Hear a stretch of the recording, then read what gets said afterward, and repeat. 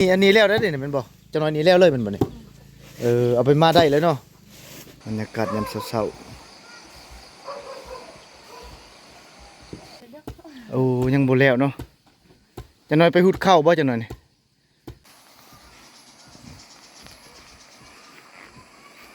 ตอนนี้ที่มีหลายตู้เลยพี่น้องนะมันนี่บ่ทันได้เป็นส่วนตอนนี้เพิ่นเกียมเมื่อแล้วเนาะล้างหน้าล้างตาแล้วก็เกียมเมื่อเนาะย่างขึ้นมาแล้วท่านผู้ชมเนาะโอ้ผู้หนึงรถหิว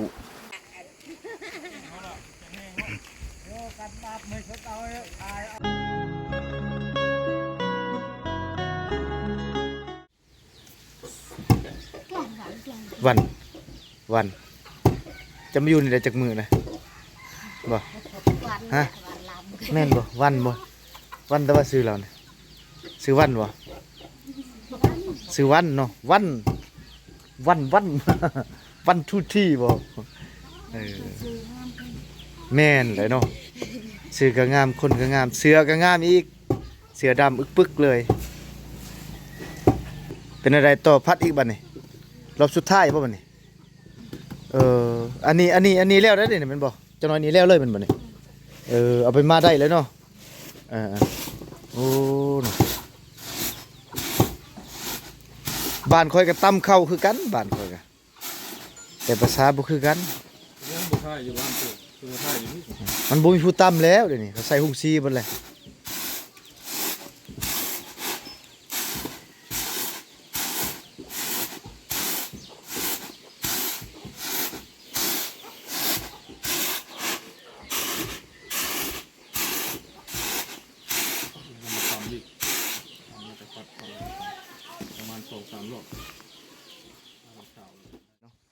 หลังจากที่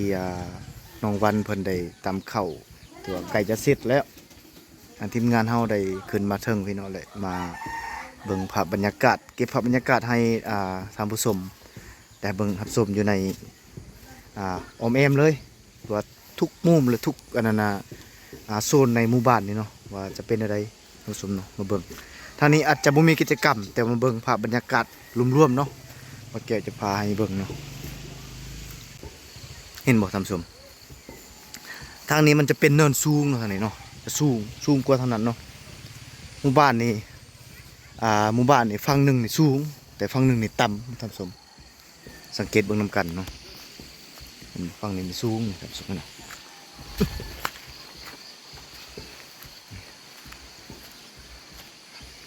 มื้อนี้ท้องฟ้าแจ่มใสดีเนาะ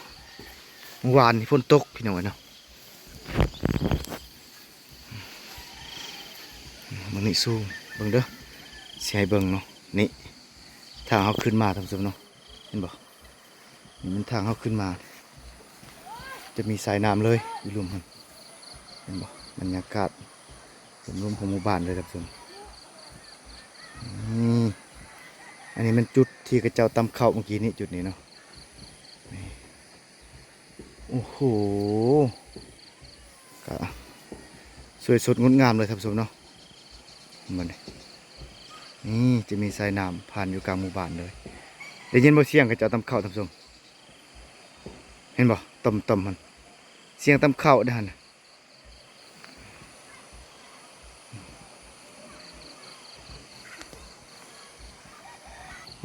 ให้เบิ่งอีกมันโดนมาอย่างบังพูดเห็นบ่เห็นกระเจ้าตำข้าวอยู่ทางนี้เดี๋ยวสิซูมให้เบิ่งนะท่านผู้ชมเด้อเดี๋ยวเบาแก้วจะซูมให้เบิ่งเนาะนี่คือจุดกระเจ้าตำข้าวเลยท่านผู้ชมเนาะนี่เห็นบ่นี่จุดกระเจ้าตำข้าวนี่บ่อยากแจ้งเนาะ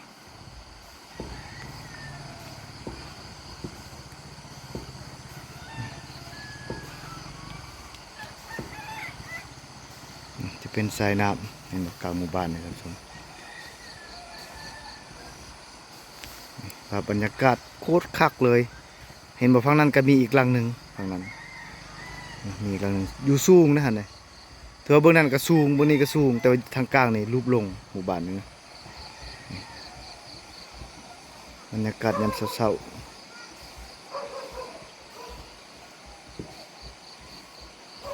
ขึ้นมาทางนี้ทำสมเนาะบนทางนี้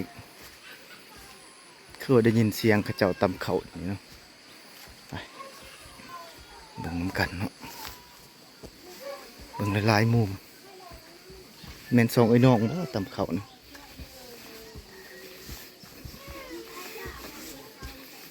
ขออนุญาตถ่ายเด้อ โอ้เลี้ยงนกอีกเนาะนี่เป็นเลี้ยงนกทำสมเนาะเป็ดไก่ลายเลยเป็ดเจ้าบ่นี่คือลายตัวแท้ตัวใหญ่ๆเลยเห็นบ่ทำสม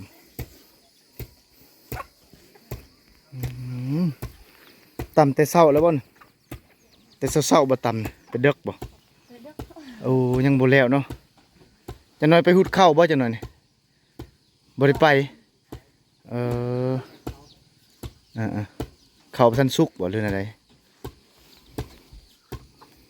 ทำแต่เด็กแต่ดื่นทำสมัยเนาะอยู่เขตชนบทเฮาต้องตื่นเด็กลูกเสาได้บ่สั่นแล้วบ่ทันกินน้ำข้าวได้บ่ตื่นเด็กลูกเสานะตื่นสวยบ่ได้นะบ่คือเขตในเมืองนะพี่น้องเอ้ยเนาะชนบทตื่นเสาตำข้าวตำตักน้ำเฮ็ดอยู่เฮ็ดกินจังคอยไปเรียกไปงานยามเช้าๆเนาะออกไปให้ไปสวนพุ่นแหละส่วนหลายเขตนี้เขาเจ้าจะปลูกกล้วยนะครับเนาะเฮ็ดสวนมันแล้วก็ปลูกกล้วยเนี่ยจะมีไห้เป็นหลักหรือว่ามีนาบ่นาน่าจะบ่มีดอกเขตนี้แต่ไห้นั่นแหละทำสมต่ำตุ่มต่ำตุ่มต่ำตุ่มต่ำทำสมเนาะขอบใจเด้อเป็ดเราหลายเลยไปอันนี้มุมบรรยากาศสุดท้ายนะฮะนี่ทางนี้จะเป็นป่าเลยครับสมเนาะมันสุดหมู่บ้านแต่เพียงนี้แหละนี่หลังสุดท้ายนี่หมู่บ้านสุดเพียงนี้แหละเดี๋ยวเราไปเบิ่งมุมสูงทางนี้เนาะภาพบรรยากาศเห็นบอกอยู่ลุมผลจะเป็นหมู่บ้านเลยคักมุมนี้คักอลี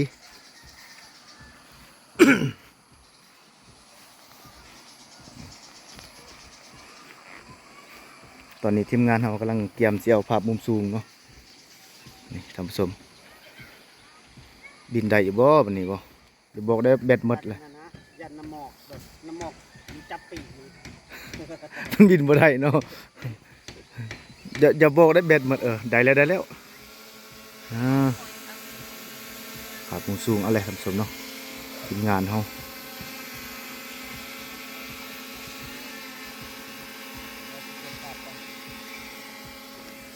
ไปแจงเลยเบิ่งนี้เลย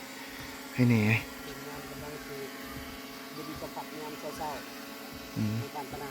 อยากลองเบิ่งเนาะสดๆใหม่ๆเลยเนี่ยซื้อมาเมื่อวานนี่เนี่ย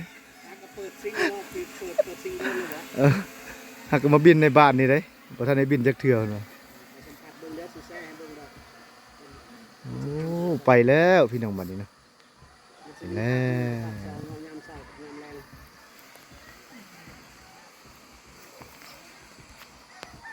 โดนเข้าไปแล้วโอ้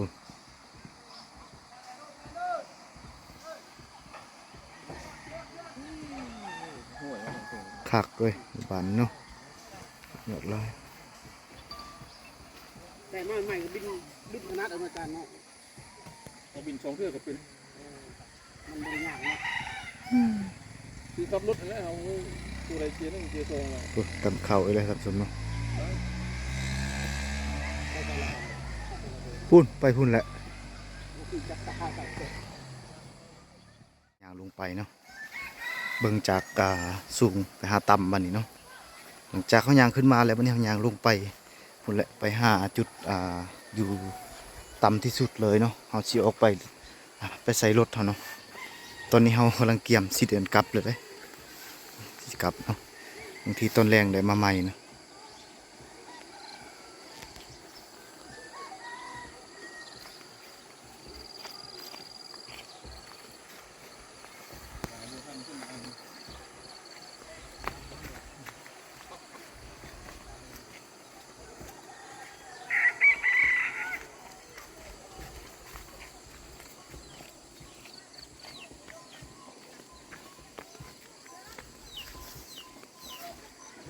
ทีมงานเขายางก่อนแหละ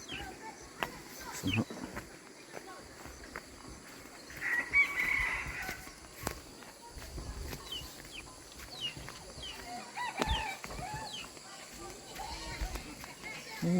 จุดผูกอันนั้นเพิ่นผูกควายเพิ่นเนาะมีหลายโตเลยพี่น้องนะมันนี่บ่ทันได้ปล่อยเนาะถ้าช่วยๆเพิ่นแหละจังได้ปล่อยให้ไปกินหญ้าอยู่ป่าเพิ่นนี่ยังเศร้านี่เพิ่นยังบ่ทันได้ปล่อยนี่บรรยากาศพี่น้องเนาะ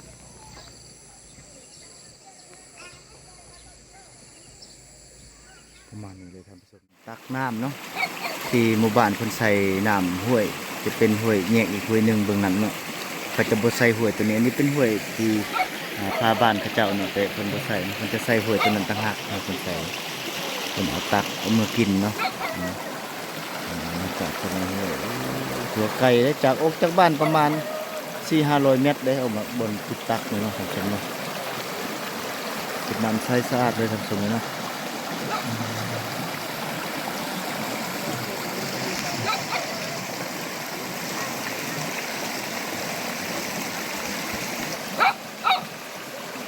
ตัวนี้เพิ่นเกียมเมื่อแล้วเนาะ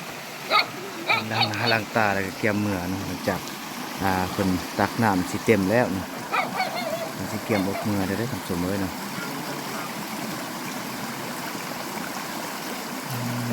เกียมออกเมื่อแล้วบาดนี้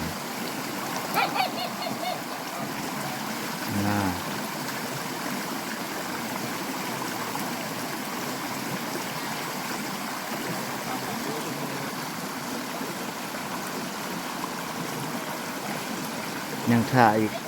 ถ่าหมูอยู่เนาะเพิ่นยังบ่เต็มเนาะทีนี้ยังถ่าอยู่แบกถ่าเลยได้เนี่ย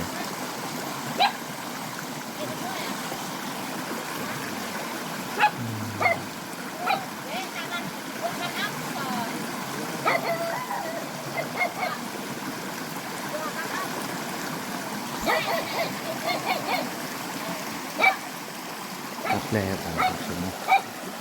ตัดแล้วเด้อแบบนี้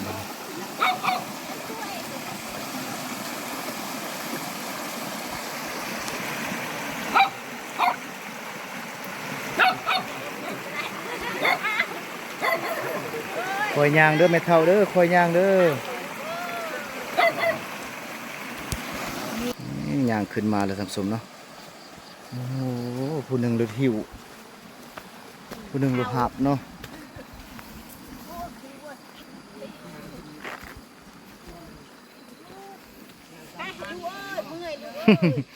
ขึ้นคอยเนาะโอ้ป่านนี้จังเห็นได้ยังกระตุกบ่ครบบ่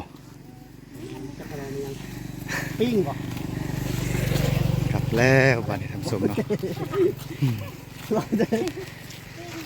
มีบ่ปิ้ง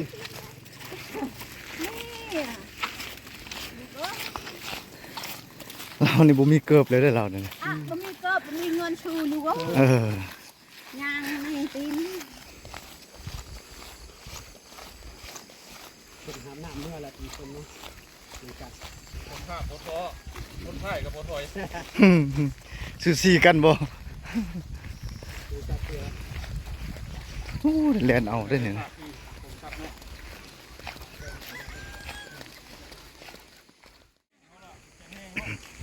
กันบาปไม่เขาเอาตายเอาไปรับเอาเนี่ยเขาดอกไปเยอะกับพี่นี่เอาเหี้ยเอานี่เอาเหี้ยเหมือน โอ้ส่งไม่รู้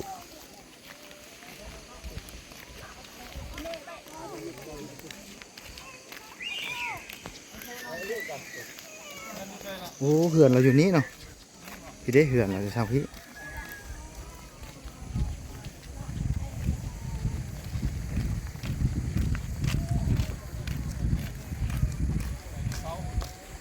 ไปโหดเทือนเลยบ่นี่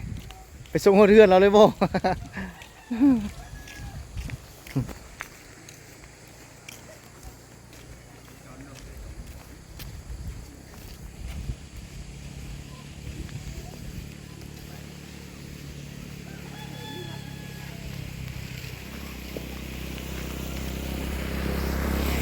ขับเทือนแล้ว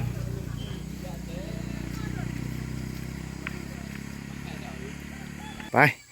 จะไปส่งเราเทือนหมดแล้วเนาะไปเบิ่งตอนเราเมียนพืชเนาะทำสม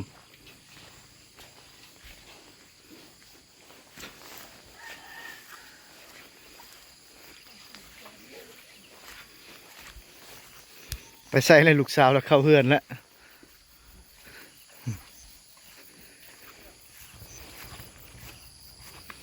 โอ้เจ้ามีแหงขนาดว่าได้ปรุงแล้วบัดเอา แต่จะเช่าคุณอ่ะเลย ใส่กระสอบมันแบกง่ายใส่กระสอบมันมีกระสอบนี่มันอันนั้นเด้ เอามือละแบกเนาะ มือละแบกหั่นแหละไปทุกเช้ามันลายเองจ้ะนะหืม โอ้ อู้มีงวดอ๋อใครแต่มันบ่ออกต้นอันนั้นต้นแบกเนาะ มาทำไมดู นี่เนาะท่านผู้ชมนี่คือกองพื้นเพิ่นเนาะอยู่ตารางเฮือนเลยเห็นบ่เกือบเต็มตารางท่านผู้ชมเลยเนาะนี่เพิ่นเอามาใส่นี่แหละเพิ่นเอามาแต่ละมื้อเนาะตอนเช้ามาแล้วก็ไป เพื่อบ่ให้เสียเวลาแต่ละมือละแบกแล้วมาใส่มาโฮมกันหลายๆมื้ออาจจะได้หลายแบบนี้ท่านผู้ชมเนาะ